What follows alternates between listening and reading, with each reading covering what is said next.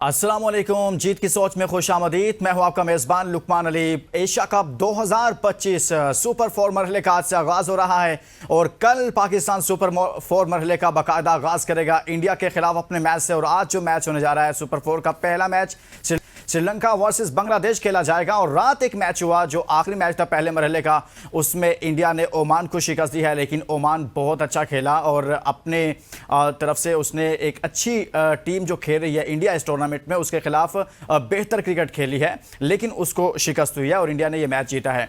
हम बात करेंगे इंडिया के खिलाफ पाकिस्तान का कल होने वाला मैच, और इस मैच के हवाले से पाकिस्तान की प्लेइंग 11 कहा यह जा रहा है कि पाकिस्तान की प्लेइंग 11 को तब्दील किया जा रहा है।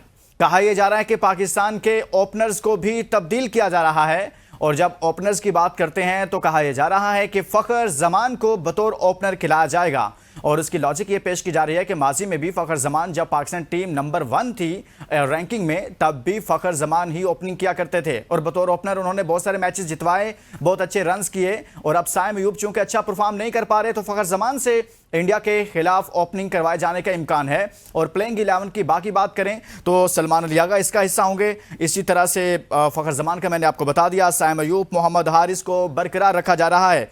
इसी तरह से हसन नवाज भी हिस्सा होंगे, लेकिन एक बड़ी तब्दीली और भी होने जा रही है जिसका इम्कान है। और कहा यह जा रहा है कि खुशदिल शाह जो लास्ट मैच खेले थे उनको ड्रॉप कर दिया जाएगा, उनकी जगह पर फहीम अशरफ वापस नहीं आ रहे बल्कि हुसैन तलत को शामिल किए जाने का इम्कान है। उसकी लॉजिक ये बताई जा रही है कि पाकिस्तान कोशिश कर रहा है कि अपनी बैटिंग लाइनअप को मजबूत किया जाए और बैटिंग में कुछ ऐसे बैट्समैन चाहिए जो थोड़ा सा स्टे करें, थोड़ा सा रुक कर खेल सकें, क्योंकि अभी तक ऐसा ही देखने में आ रहा है कि पाकिस्तान की बैटिंग लाइनअप मुश्किलात का शिकार हो रही है।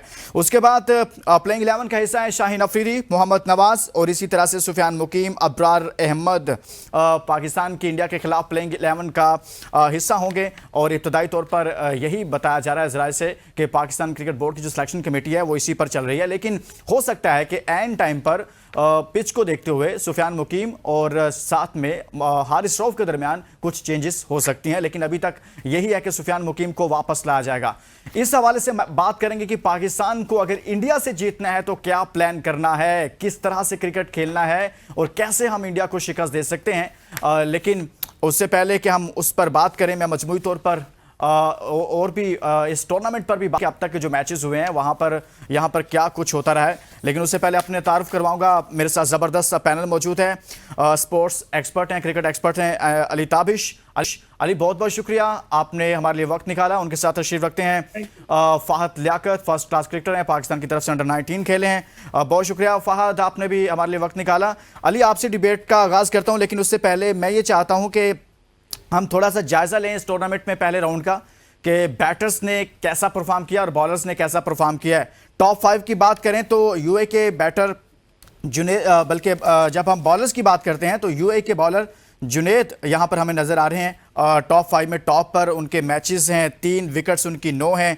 कुलदीप यादव इंडिया से हैं, मैचेस 3 हैं और विकेट्स उनकी 8 हैं और बहुत अच्छी बॉलिंग कर रहे हैं। इसी तरह से पाकिस्तान की तरफ से साइम अयूब बॉलिंग में शामिल हैं टॉप 5 में और मैचेस उनके 3 हैं, 6 उनकी विकेटें हैं और 10 ओवर्स उन्होंने करवा रखे हैं, 61 रन दिए हैं। इकोनॉमी 6.10 की है। इसी तरह से श्रीलंका से तुषारा हैं, चौथे नंबर पर हैं, 3 मैचेस हैं, 5 विकेटें हैं। शाह फैसल ओमान से हैं, 3 मैचेस हैं और उनकी जानिब से 5 विकेटें हैं। बॉलिंग की बात करते हैं, फिर बाद में बैटिंग की बात करते हैं। सर, अभी तक जो पाकिस्तान की तरफ से, और हम टॉप 5 को देख रहे हैं, पहला राउंड खत्म हो गया है, इसमें पाकिस्तान के सिर्फ एक बॉलर है तीसरे नंबर पर, वो है साइम अयूब। वो जिनको हम बतौर बॉलर लेकर गए थे वो हमें यहां पर नजर नहीं आ रहे। अली ताबिश, वो थोड़ा सा ना, असल में वो एक मूवी आई थी, इंग्लिश मूवी थी, उसका नाम था फ्रीकी फ्राइडे। तो हुआ ये था कि 2 दोस्तों की ना आपस में सोल जो थी ना वो स्विच हो गई थी। तो हम साइम अयूब को सईद अनवर बनाना चाह रहे थे, वो सईद अजमल बन गए। और जिनको हम आफरीदी बनाना चाह रहे थे शाहीन, वो शाहिद आफरीदी बन गए हैं। तो छक्कों में आप देखेंगे शाहीन का नाम है और विकेटों में देख रहे हैं तो साइम का नाम है। देखें, ऐसे हो सकता है कि आपके प्लेयर्स जो है ना, वो जब ऑलराउंडर होता है ना, खास तौर पे आपके पास, तो उसको रिकॉग्नाइज करना, एक तो ऑलराउंडर वो एक बड़ी चीज होती है और उसके बाद उसकी एप्लीकेशन। हमारे प्लेयर्स, हमारे बॉलर्स, हमारे बैटर्स का इस पूरे टूर्नामेंट में अभी तक जो मसला रहा है ना, जो हमें एक कमाल किस्म की परफॉर्मेंस देखने को नहीं मिली। सिवाय उसके आपके जो पहला ओमान के साथ मैच था उसमें आपने जो है ना बहुत अच्छी परफॉर्मेंस दी, आपने बड़ी जो है ना जबरदस्त किस्म की परफॉर्मेंस दी। लेकिन उसके बावजूद वो इतनी भी कोई एक्स्ट्रावेगेंट नहीं थी कि आपको कि यार जबरदस्त इंडिया के खिलाफ हम सब फेल होते हुए नजर आए, पूरी हमारी बैटिंग लाइनअप फ्लॉप होती हुई नजर आई। बॉलिंग में हमने उनको जो है ना फी सबीलिल्लाह उनसे छक्के चौके खाए हमने। ओवरऑल जो है ना टूर्नामेंट में हमारे किसी प्लेयर ने अपने आप को प्रॉपरली अप्लाई नहीं किया। जहां बात कर रहे थे अभी आप इंट्रो में कह रहे थे कि जगह बन रही है हुसैन तलत की, तो हुसैन तलत का इंडिया के खिलाफ खेलना मैं कहता हूँ बड़ा साउंड डिसीजन है। उसकी वजह ये है कि as an allrounder, as a proper allrounder, और जिस पोजीशन पे वो खेलते हैं, Hussain Talat is a much better player of spin bowling. जो इंडिया ने आपको अटैक करना है स्पिन बॉलिंग से अपनी, उनके Kuldeep Yadav top wicket takers में है और वो पाकिस्तानियों को नहीं समझ आता। उसको थोड़ा काउंटर कर सकते हैं आप लेफ्टी अपने बैटर से। अब लेफ्टी बैटर आपके पास जो स्पिन का अच्छा है वो हुसैन तलत आपके पास मौजूद है। खुशदिल शाह नॉट सो मच, ठीक है। हम ऐसे बहुत सारे प्लेयर्स को उस पोजीशन पे चांस दे के देख चुके हैं। इवन हसन नवाज जो कुछ अर्सा पहले तक तो अच्छा खेल रहे थे उस पोजीशन पे, बहुत जबरदस्त खेल रहे थे, इस टूर्नामेंट में वो कोई रन नहीं कर पाए। तो है वो डिसीजन समझ आता है। हमारी वैसे बॉलिंग को लेके वो कातिलाना जो बॉलिंग हमारी होती थी, जो अग्रेशन के साथ जो हमारे बॉलर्स हर वक्त विकेटें लेने जा रहे होते थे, वो अभी तक जो 3 मैच हमने खेले हैं एशिया कप में वो उस तरह से नजर नहीं आई। शाहिद अयूब को विकेटें क्यों मिल रही हैं? एक तो थोड़ा सा उनकी कैरम बॉल की मिस्ट्री है, दूसरा ये पिच उनको सपोर्ट कर रही है। ये पिचेस ऐसी हैं जो उनको सपोर्ट कर रही हैं। अबरार की आप इकोनॉमी स्टडी करें, अबरार की इकोनॉमी अंडर 4 की है, आई थिंक 3.95 की शायद इकोनॉमी है 3 मैचों की। तो उसने जो एक एंड संभाला हुआ है ना अपनी इकोनॉमी से, उसकी वजह से दूसरे एंड से आपको विकेटें मिलती हैं। ये हमने देखा था जब सईद अजमल और अब्दुल रहमान खेल रहे थे पाकिस्तान की टीम में।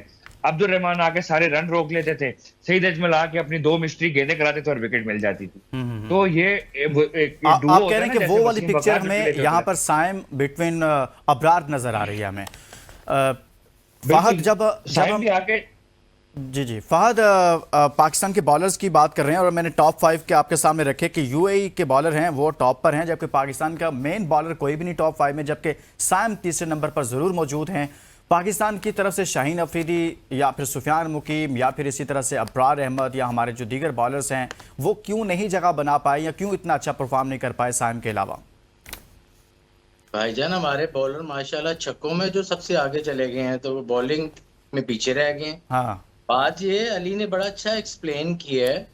देखें, बात ये है कि आपको तो पहले से ही पता होना चाहिए कि यार दुबई की कंडीशंस क्या होती हैं। इतनी क्रिकेट वहां पे खेल ली है, इंडिया को एडजस्ट करना मुश्किल होना चाहिए। हमारे लिए तो वो होम ग्राउंड है और हमारी प्लानिंग भी वैसे ही होनी चाहिए थी वहां पे। देखें, अगर फास्ट बॉलर है, नया बॉल शाहीन कर रहा है, शाहीन को ये चाहिए कि सिर्फ सीम करने की कोशिश करे, लाइन लेंथ पे बॉल करे। देखिए, अली ने यही आपको बात की है कि साइम रन्स रोकता रहा है, दूसरे एंड से आउट या कुलदीप आउट कर रहा है। T20 की साइंस ही ये है ब्रो कि अगर आप रन्स रोकोगे आपको विकेट खुद मिलेगी, क्योंकि हर एक पे प्रेशर होता है। कितनी को देर वो स्टाइट रोटेट करने की कोशिश करेगा, यही टेक्निक होनी चाहिए। इनको ये नहीं चाहिए, मेरे हिसाब से तो रऊफ की जगह नहीं बनती है यूएई के अंदर। रऊफ को खिलाना ही नहीं चाहिए। आप रऊफ के स्टैट्स निकाल के देख लें, उसने कितना को परफॉर्म किया हुआ यूएई में। देखिए, ये ना बॉलर्स जो होते हैं ना, ये आपकी गन्स होती हैं। आपको ये पता होना चाहिए कि मैंने कौन सी गन कहां पे चलानी है। ये मैनेजमेंट और कप्तान का काम है। आप हर गन को हर जगह हर गन से हर शिकार नहीं कर सकते हो आप, ठीक है।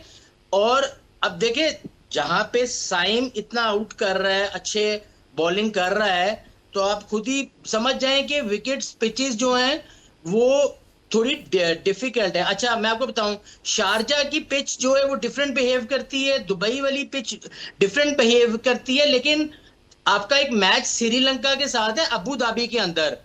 अबू धाबी की पिच टोटली डिफरेंट है। आप देख ले, वहां पे रन्स हो रहे हैं, वहां पे आपको रऊफ चाहिए कि अगर गेंद जो है रिवर्स होना शुरू हो जाए, वहां पे आपके फास्ट बॉलर देखें, जहां बैटिंग पिच होती है वहां पे स्पिनर के पास उतना ज्यादा स्कोप नहीं होता है।